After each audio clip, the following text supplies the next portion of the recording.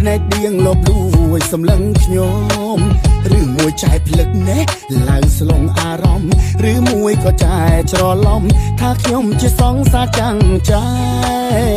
មានមាត់គួរតែទៅខប់មន់តាមពិតទៅខ្ញុំគ្រាន់មកតាមបង្គាប់របស់ម៉ែឲ្យមកទៀលុយជុំពាក់ថ្លៃចាប់មួយយូរខែកាលបានសរងស្រីយកលុយទៅសងម៉ែខ្ញុំដំបងជំពាក់តែចាប់ហួយទេដល់បានជួបមុខចែជំពាក់ទាំងស្នេហ៍ហើយមុំកុំនៅបោកបាច់យកលុយមកសងម៉ែខ្ញុំរឿងនឹងសំទុកម្ដុំរឿងធំសុំសួរប្រាក់អានសាលាឃើញមុខ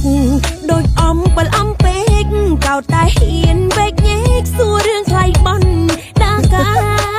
កុំភ័យបងសងថ្លៃចាប់ហួយណាអូនណាតែពឹងជួយសួរម៉ែថាគាត់យកខាងស្លាថ្លៃប៉ុន្មាន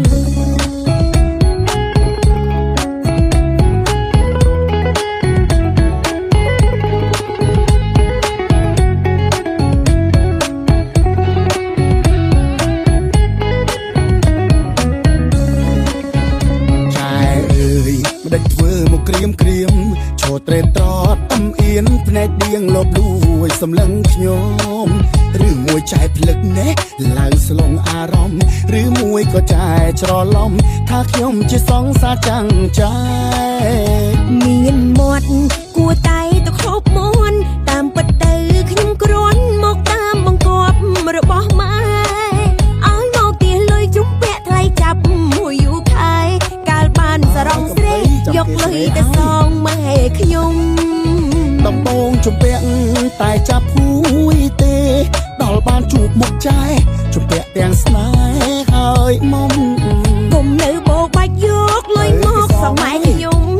រឿងនឹងសំទុកម្ដុំរឿងធំសុំសួរប្រាក់អានសាលាឃើញមុខដូចអំពិលអំពេកកោតតែហ៊ានវែកញែកសួររឿងថ្លៃបន់ដាកាបងសងថ្លៃចាប់ហួយណាអូនណា